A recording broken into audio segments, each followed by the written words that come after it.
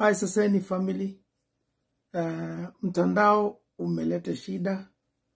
Betty's mom amekuja kwa mtandao. She's been very vocal on YouTube ya Shiro in Auckland. Na ameweza kuja kusema yanayosumbua, yanayotatanisha, shed light to what has been happening katika mji ama the home of the late Betty Bayo. Amelete mchanganyiko sana wa kudhoofisha kuhusu Sky and Danny. Quite a lot of some worrying issues and concerns about Tash and how he's dealing with the children. The concern that Betty's family has, the siblings that are there and the mother.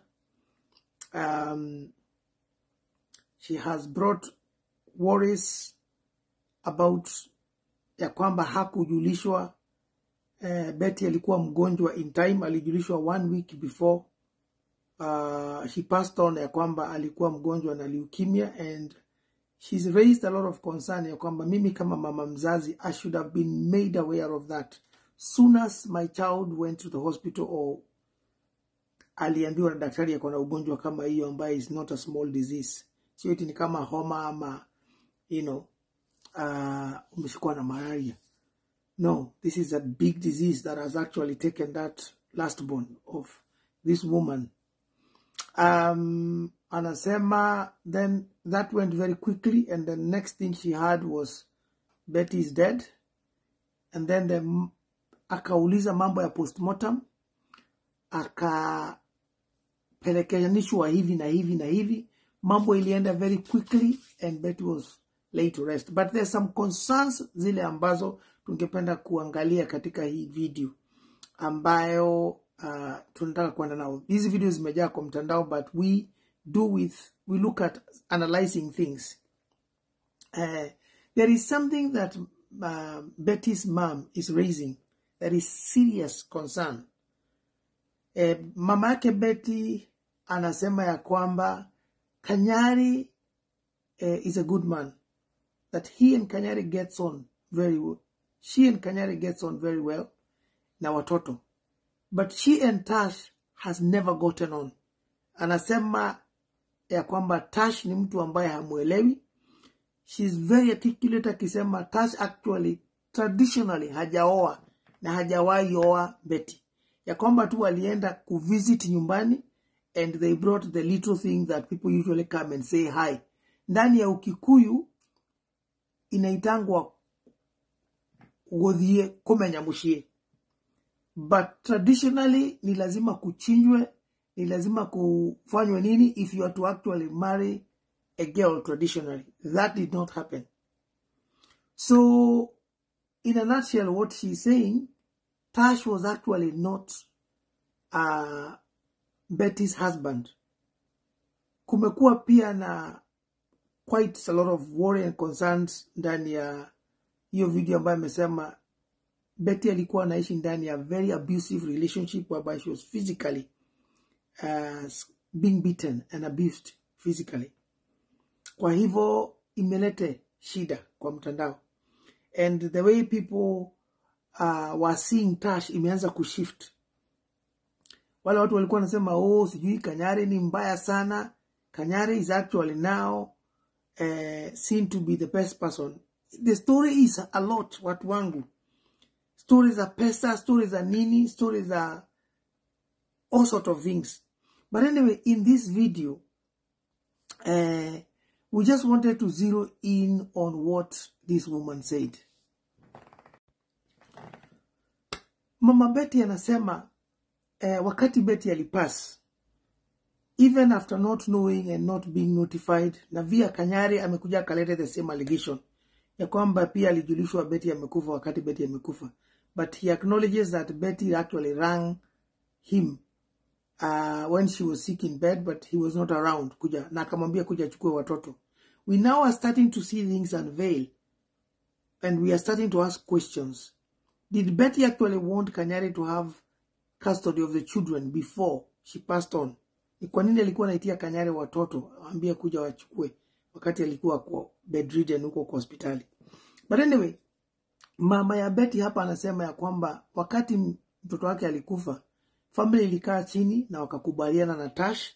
Tash was very cooperative because then he did not have some documents that he needed to hold everything together. So apparently Betty wakati alikuwa hai alienda mpaka US na akachukua kitambulisho ya mama yake, and I think she wanted to come to Kenya and do some things, like I don't know, buy some things. Manake mama yake alimwambia sichukue photocopy, akamwambia pana, nataka original copy. Akaenda naye Kenya. So idea mama yake ilikuwa huko. Sasa wakati Betty mwili semekana itatolewa ipelekwe KU, the mother agreed with Tash. Yes, wacha chukua kitambulisho changu, and of course alikuwa na kitambulisho cha Betty, kwenda uandikishe so that mwili isikae huko kwa mortuary for so long. Otherwise that can happen. Wakikubaliana hivi, all the families were there. Kanyari was there. Bishop Wanderi was there. And the close friends, I think, wakina Betty walikuwa. No, wakikubaliana hivyo, the family was there, and Tash was there, watoto walikuwa hapo, na Bishop Wanderi was there. So apparently Mama Tash alimwambia, no, apparently Mama Betty alimwambia Tash, nitakupatia hiyo kitambulisho yangu uende uchukue mwili, but after mazishi you are agreeing that we are going to come and sit down and have a family talk, ili tuweze tuangalie tujue kama ni death certificate itatoka na jina ya nani. We now come to understand why Mama Betty is saying this, because traditionally Tash could not have been called Bwana ya Betty kama literally hakuwa oa Betty fully traditionally. It is now even alleged that Betty could not have been married to Kanyari outside Kenya, na hangeweza pia kuoa kama ni kwa office of the registrar, because he's actually married legally, na akona bibi, akona watoto wawili wasichana Boston, Massachusetts in the USA.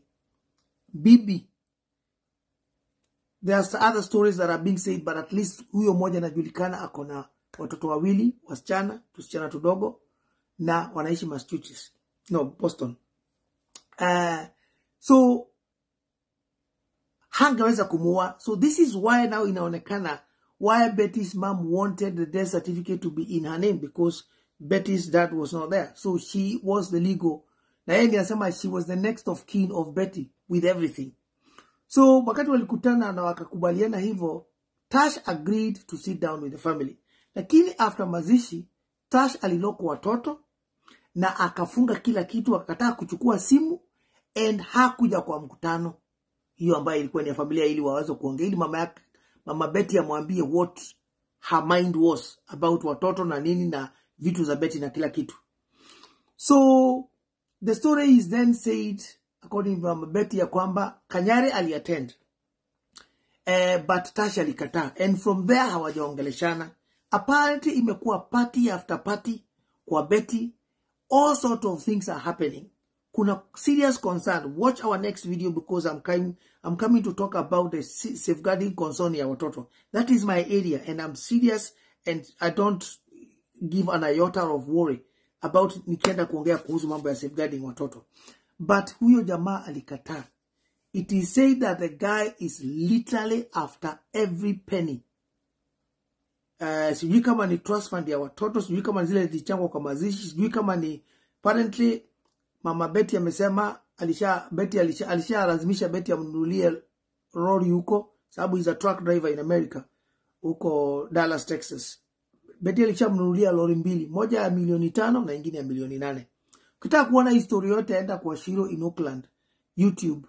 I think ilifanyika leo, live ya leo. Kwenye Kenya inaweza kuwa ya jana. Just check, you will see that. The whole video is there about an hour and a half, because we can only borrow a few seconds. But mambo yamechemka, because that is what Betty's mama is saying.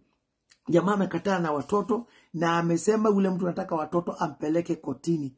Amesema hapatiani watoto, na kama mama ya Betty akona shida waonane kotini na yeye. Period.